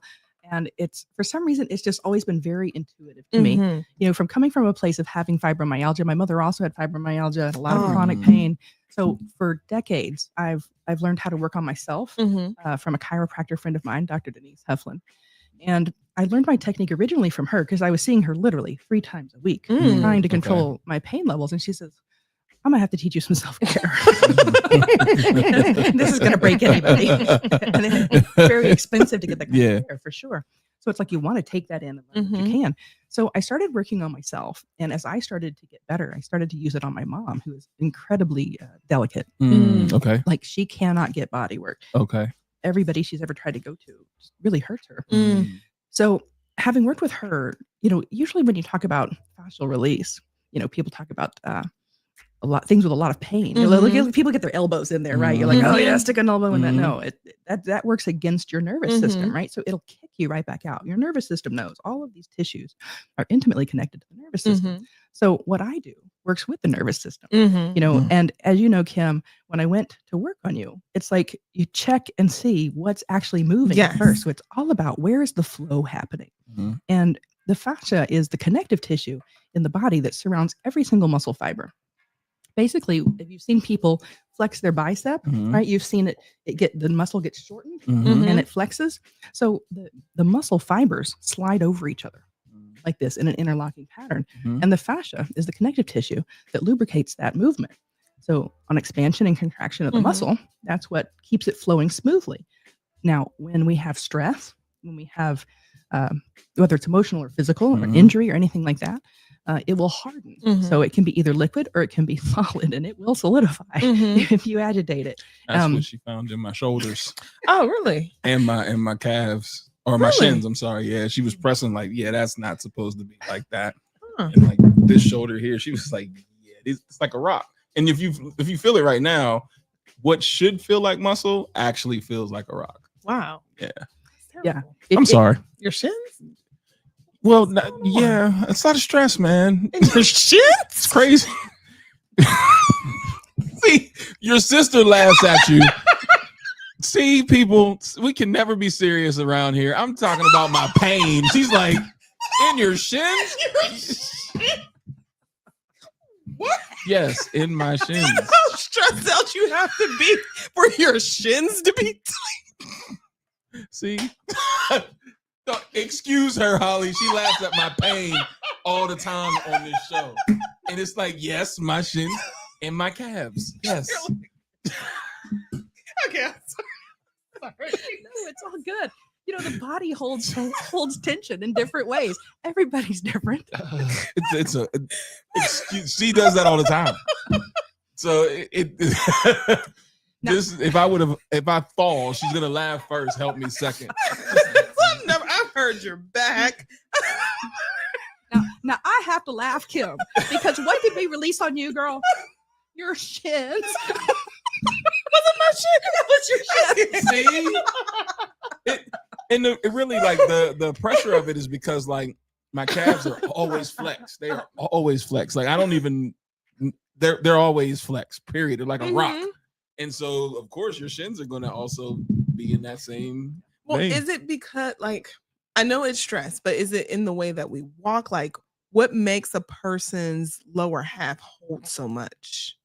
You know, that's a good question. I'm sure it's very individual, right? It can be emotional stress. It could be physical stress. You know, in the case of coach and other athletes, it could easily be from injuries and overuse, having to continue to perform physically when you really shouldn't, right? A lot of people feel like they can't sit out on the bench.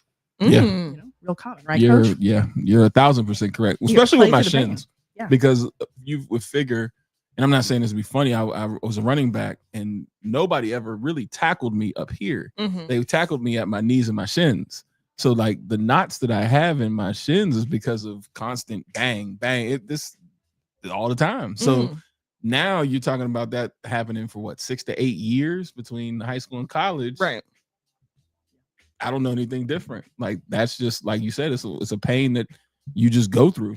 So then, Holly, how can you work, or is it almost kind of like borderline the same that physical therapists do? You know, because typically when you are injured, they send you to a physical therapist and have you work it out. But how do you also make sure that what you do works for recovery purposes? Well, you know, I it's been a while since I've been in physical therapy, but back in 2000, I had ruptured 3 discs in my lower back. Yes, incredible pain. Wow, that was incredible pain. And I did go to physical therapy for that, and it was interesting to me. They wanted me to lift weights, right? It was exercises that you would expect to do in the gym, and I was like, I'm in too much pain for this. You know, it didn't make sense to me. And I know that there's a lot of different ways to practice physical therapy, but I just haven't been involved with that in a long time. You know, with regard to the kinesiology, you know, it's very gentle muscle testing. You know, and coach can tell you.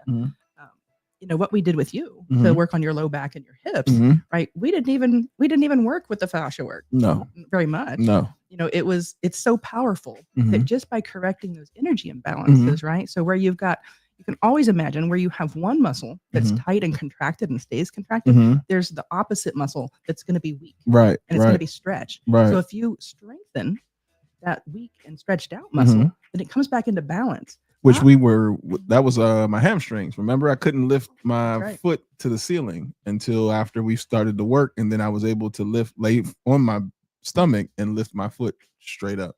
But at first I didn't have any strength to do it. It was like, I had to use I was engaging my back to actually do it versus me straight lifting my leg straight by itself. Yeah, very different ergonomics there for sure. Yeah. And so if you would, coach, say, what did you have to do before the session? What would you have to do in order to bend over and pick something up if you dropped it? Oh, like I had to like kind of almost like slow down, squat, like widen my legs before. I wasn't just, you're over there trying to laugh. You know, I got back problems. It wasn't just straight down. It was, you had to think this thing through before you go. You will keep laughing. Because you do. You do. This is so accurate. Because I got back problems, man. Yeah, well, when you have pain, you have to think about it.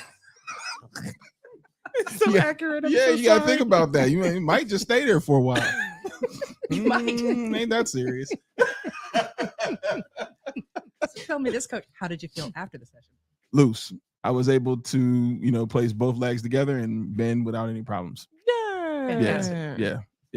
Never mind. Go ahead. No, ask. So because of you playing sports, is that why your back is so tight? And not to be funny, but is that why you couldn't touch your toes? Nah, it's like, so whenever I relax, or my as Holly is saying, like whenever I'm not contracted, like so stress, even if you notice how I'm sitting right now, I'm sitting very tight, but that's because right now I am stressed. But once I loosen up, then I'm good. But the problem is the damage that has been done while I was tight.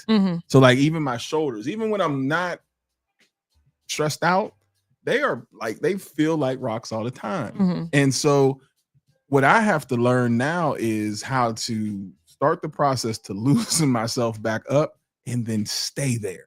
Because what happens is I'll get stressed and I'm like this. And then when I go to sleep, literally I sleep on my side, almost in a fetal position. So then that's not helping. Now you wake up and everything's tight. Now you rolling out the bed like, ugh. So it's just, but once I get loose, I have to, that's why I was asking, like, what happens from session to session? Because you got to have that self-care in between, because by the time I end up seeing her again, I'm like, help! Back in the ball. She said, all right. God damn it, it hurts. Like, it is just, and it really is just, a lot of it is stress. And even when you're trying to not be in that mind state, your body is in it. You know what I'm saying? Like, that's the thing. I'll try to control it. Okay, it's not that bad. And mentally I'm going through the motion, but the body's like, yeah, you're lying to yourself right now. For sure. Because we had that experience. So I'm fighting the experience, right? So like I was closing my eyes and I was just listening to the instructions and listening to the words. But then next thing you know, Holly touched my toe and then the inner part of my knee. And she was like, Next thing you know, she started sweating from the energy transfer. And I told her, because there was a piece inside of me that was just, it was a tug of, it's cool, let go. And she was telling me like, that's your protector that showed up. I'm like, clearly, because in my mind, I'm like, this ain't, we're not doing this. I promise you. Yeah. I said, girl, do whatever you need. Literally, poor Holly got my spirit and started sweating like, oh God, it's Satan. I'm like, no, it's not. I promise you, I felt bad. I'm like, literally, because I promise you, she just touched my toe just as gently and then the inside of my knee. And I looked down and she's like, whew, full sweat. And I'm looking at her like, oh no, sorry. Because inside of me is this going on. So explain that, Holly. When you come across someone where that energy transfer is happening, what do you, first of all, what do you do? And then how do you get that to stop for them? Right. So that was acupressure holding points that we did. And it was actually a good thing. It's good when that happens. That means you are releasing that energy. So that stuck energy that was keeping you from functioning correctly was being released. We want that. That's perfect. The fact that it comes through me and I feel it, that is okay. Like that is just part of the process, right? So it's all part of that flow, right? We talk about the energy meridians and how it goes through different parts of your body. So all of that flow, when you are contracted all the time, you are blocking your flow, right? You are blocking your good. For sure. I need good, Holly. I need good. Right? Well, I got plenty of that.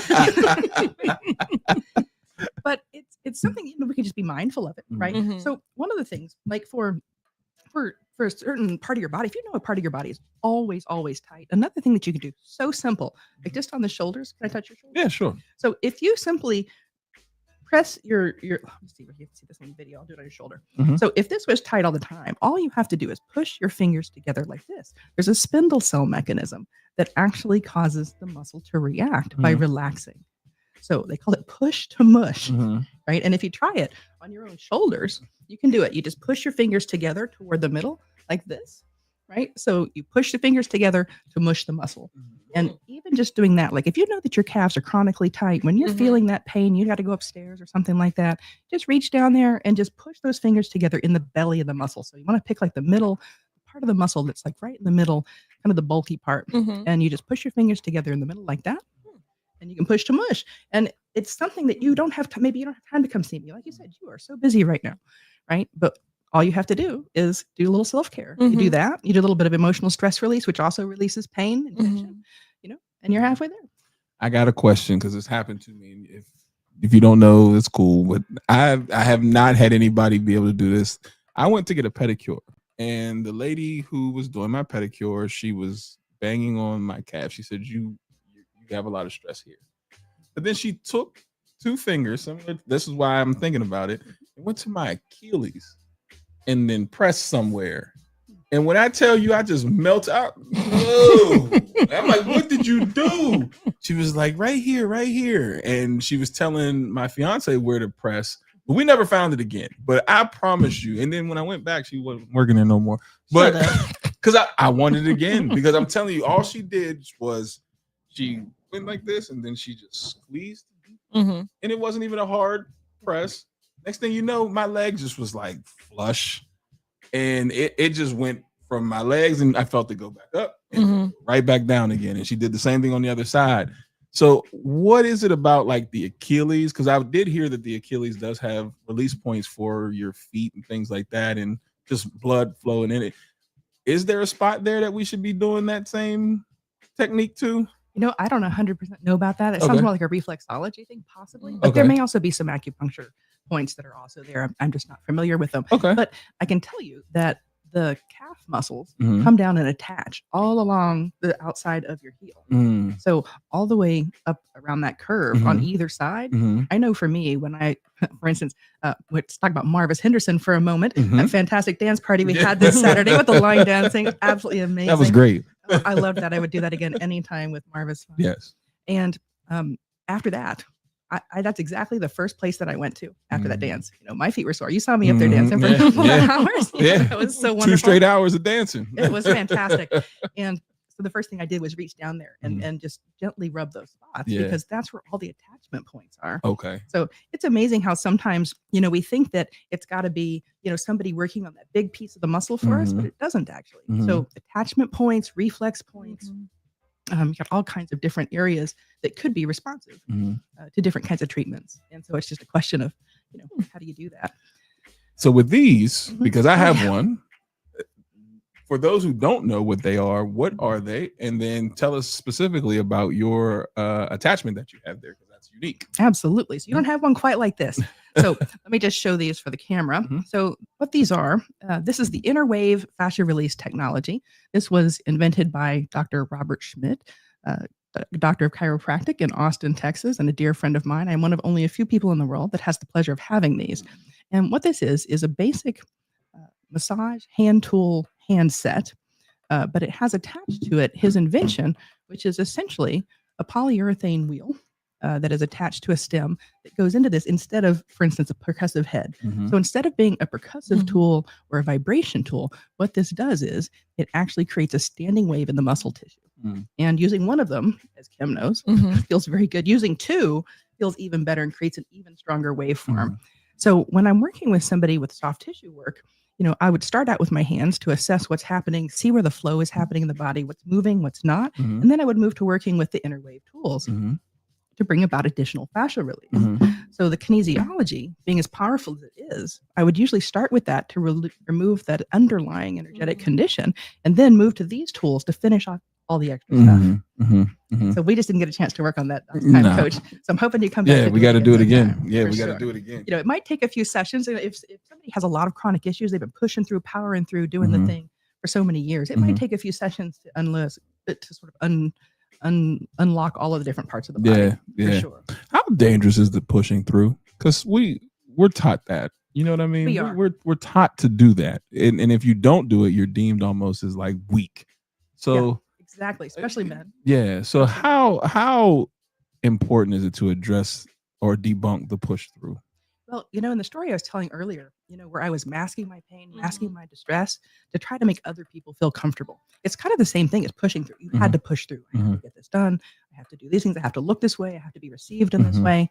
And so when people push through, the body will continue to tell you what's happening. It will continue to tell you that you are out of alignment, that you are out of energy, and to stop. And if you don't listen to it, it will just keep telling you louder and louder. So it's important, you know, if you want good health, to address those things early, because if you don't, you run the risk of it getting worse and having to actually go to a doctor. The doctor is probably going to prescribe you drugs that are not going to be good for your liver or your kidneys, other things like that. And probably going to cost you a whole lot more money. Or surgery. You know, when I told you I had those 3 ruptured discs in my low back, I was in physical therapy with a Feldenkrais physical therapist for a couple of years. And this was before I knew about kinesiology, but he was absolutely fantastic. So I was doing one-on-one functional integration with him. And over time, I felt so much better, but the insurance company said, no more physical therapy for you. You got to go to a neurologist and get surgery. And I was like, I don't want surgery. I don't think I need surgery. And when I went back to the neurologist, he was saying, well, okay, so we got to have this surgery. And when you come in, the day of surgery, we'll have to do an MRI to see if anything's changed. And I'm like, well, wait, now you just told me that the MRI that I had 2 years ago, nothing would have changed. He's like, well, we just want to make sure. I said, if you want to make sure and it doesn't change for 2 years, why don't you test me now? Right. Let's see if I actually do need that surgery. Right. And sure enough, when I came back for the next appointment, he said, Miss Ferguson, have you been praying? And I was like, oh gosh, should I have been?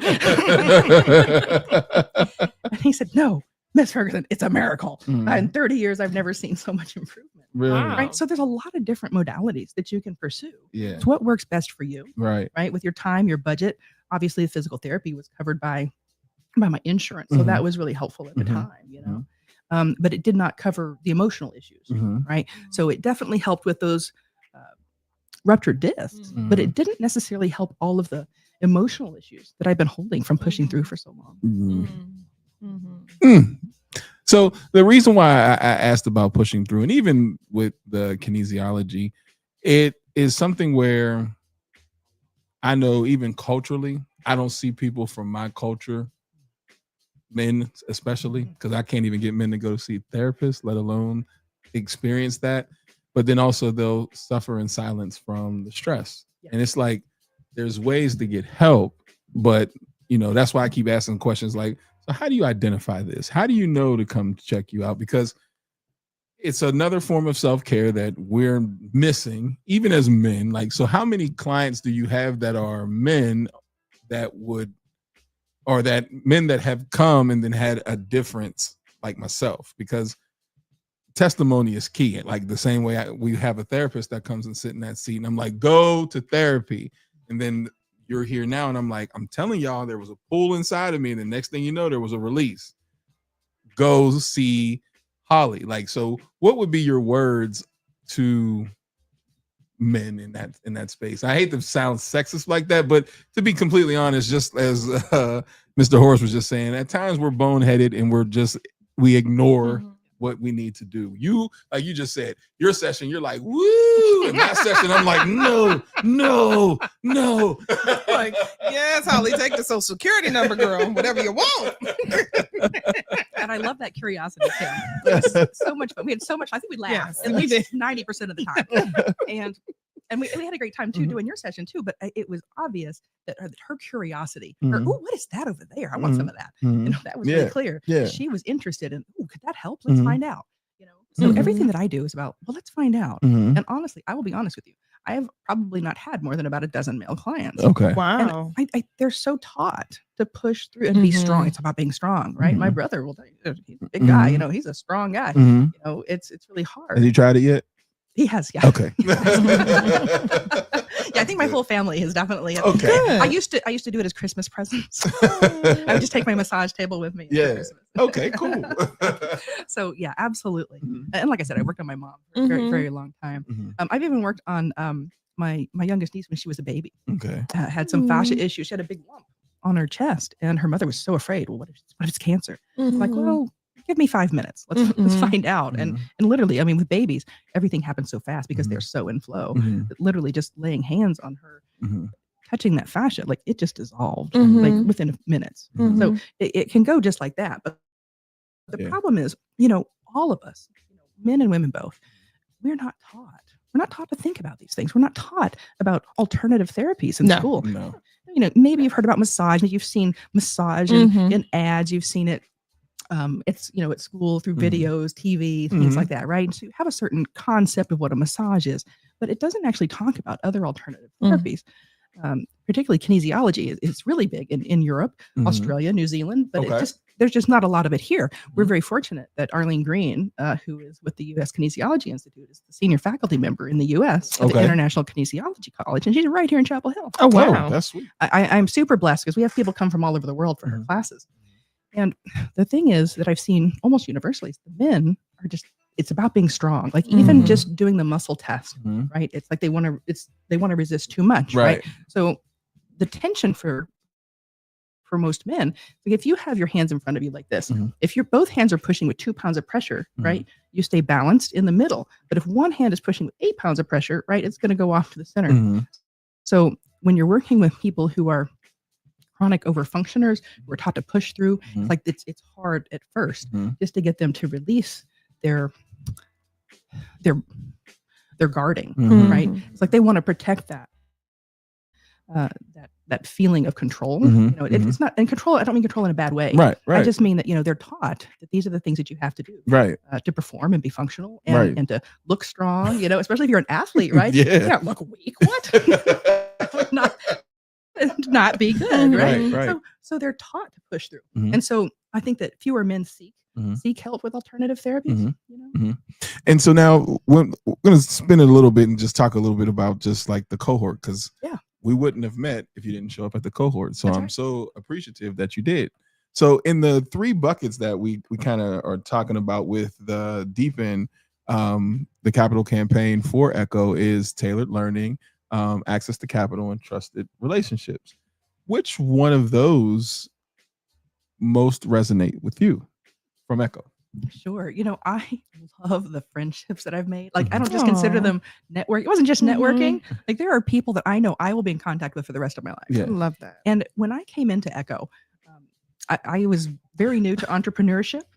I had worked for the Environmental Protection Agency for the federal government for about 23 years. Wow. As an environmental scientist. Okay. And so I had been doing massage. I've had my license since 2010. Mhm. So I'd been doing massage therapy for, you know, about 15 years, but doing it part-time on the side. Gotcha. Right. So it's a little bit different than when, oops, all of a sudden this is your only income. Mhm. And this is where you've got to be focused to get all these other things set up that I didn't really need so much before. Mhm.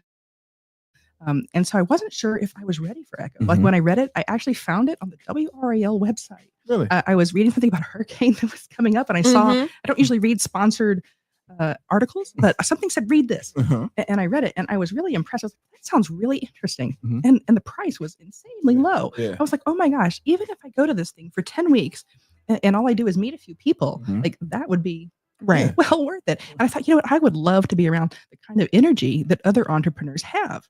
You know, it's like, I really want to, like, it's such a different energy than being in the government. Like, I wanna be around- It's like, it's not that we weren't actively doing a lot of things. It's just a different mindset. You know, it's not a, we've always done it this way. It's very much everything's new, everything, every piece of it. And so I wasn't sure, like, would I be far enough along to benefit? Like, would they be so far ahead of me with the speakers and the learning that would it benefit me? And I went and loved every minute. I loved every single speaker. I loved all the people that I met there. And it's really, I mean, like, just the speakers that you had addressed everything from the beginning to intermediate stuff, and it was really obvious that they were available to talk about more advanced issues if you wanted to. You know, Kim came and talked, and that was fantastic. Your marketing information. Thank you. That was, I loved hearing you. It was so much fun. You know, people, every one of the speakers, including you, brought so much energy into the room, and it was clear that you all had a passion for what you were doing and helping other entrepreneurs.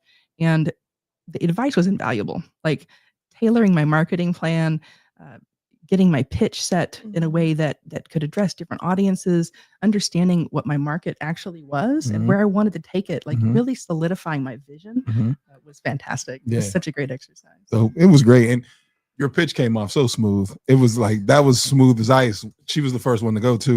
And everybody was like, oh, and then Horace was like, how are we supposed to back that? Because it was just effortless and smooth. But I think everybody did a great job, because the beauty is people are working on their passion. You can tell that this is your passion. Like, you want to see people not in pain. And so it was able to really, really flow. And the one thing that I it's kind of hard to say that, you know, it's over, because I don't like to say that. But now moving forward, what are some things that you're taking away moving forward along with the friendships? Oh, that is a really good question. You know, I mean, I learned so much about how to be an entrepreneur, like what kinds of paperwork do I need? You know, these are the non-glamorous things were covered in such a way that you were like, oh, I do need that. And so I feel so much more prepared for the future, because now I know, for instance, if I want to get funding, now I know what kinds of records I need to keep in order to get funding, and I know where I can go to get it. Yeah, Jonathan was great. Yeah, Jonathan was fantastic. And I feel like I had no idea, no clue about any of that stuff before. And understanding tax records, how to minimize your tax burden, absolutely invaluable. Where could I have gotten that? Now I know that you know, people say, well, you can take courses at junior college, but honestly, I can't imagine it being any better than this. Everything was so engaging, so right on time, and I really felt that you and the other staff, you know, Anjanette, really cared. Like, are we providing the right speakers for the Yes. people in this cohort? Right. It wasn't just like, well, here's the standard 12 people that we have come up here. Right. No, it was like, what do you guys need this week? Like, who wants to know about AI? What kind of AI stuff do you want to know? Mhm. You know, who needs more information about funding? You know, what kind of funding do you want to do? What are you looking to do? So it was always you asking and surveying, what is it that you need? Well, thank And you. I loved that. Thank you very much. So now sitting in this chair, you get this opportunity to do the same thing that we ask everybody to do. Who would you like to plug as the next entrepreneur to sit in the seat? It's got to be Marvis Henderson. I am so enamored with her right now. Ms. Marvis, I know you watching. You're next.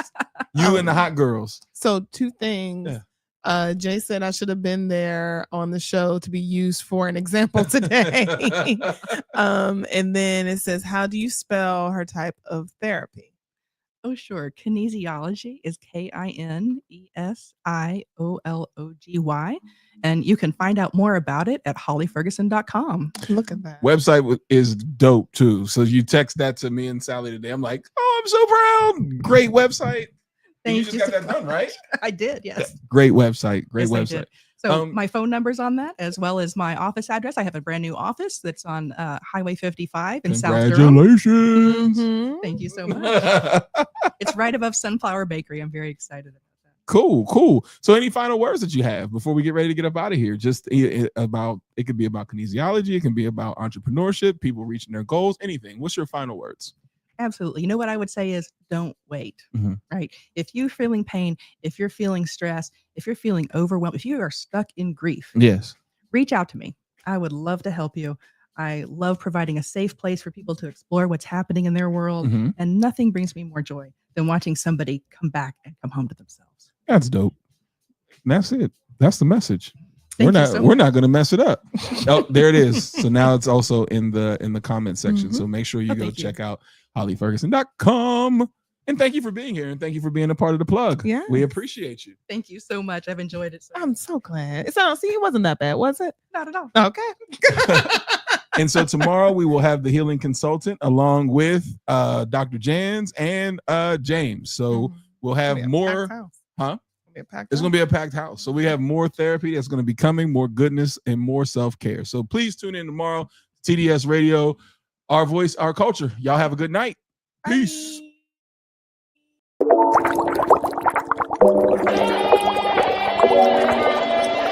Bye.